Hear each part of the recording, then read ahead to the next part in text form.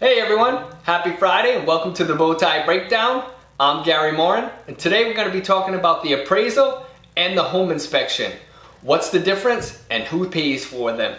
The home inspection is done first and that is paid for by the buyer. Once the contracts are signed, you have a 10-day window to get all of the inspections done, whether it be a home inspection, mold, lead, well, septic, whatever it is that you want done has to be done within that 10-day window. Weekends and holidays do not count. The home inspection is basically a tool for the buyer to go through, inspect the home, find out the issues with it, and make an informed decision of whether or not they want to move forward in the process and continue on to the closing table. There's really no pass or fail. The home inspection is basically for information and information only.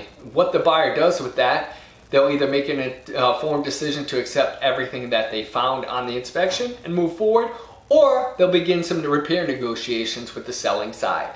Once the home inspection is done, the home inspector will then send a written report with description and pictures of what was found. The realtor will then use that report to help negotiate the repairs. Very important to note that the seller is not obligated to fix any of the repairs. They're not obligated to do anything for that matter.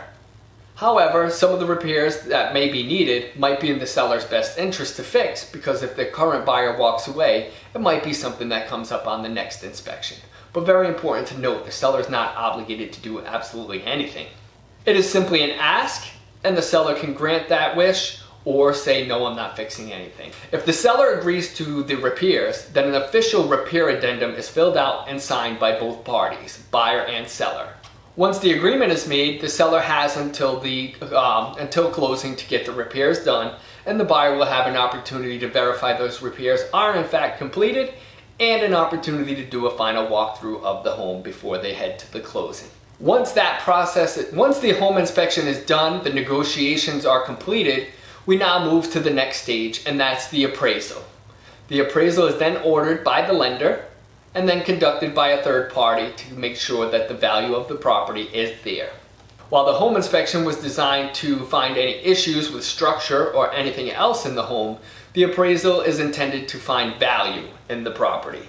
The appraisal generally consists of a walkthrough by the appraiser. They'll sketch out a quick floor plan, they'll take some pictures and some measurements, and then they'll do some research as far as comps and other properties that have sold in the area that are very similar. So a little bit different from the home inspection. The home inspection is a little bit more in depth and usually takes a couple of hours to complete, whereas the home appraisal generally takes about 15-20 minutes for the appraiser to do all of this work and get the information that is needed. So the home inspection is a tool for the buyer to make an informed decision, and the home appraisal is actually a tool for the banks and lenders to ensure the value of the property is there and matches the value of the loan that they are actually issuing to the borrower.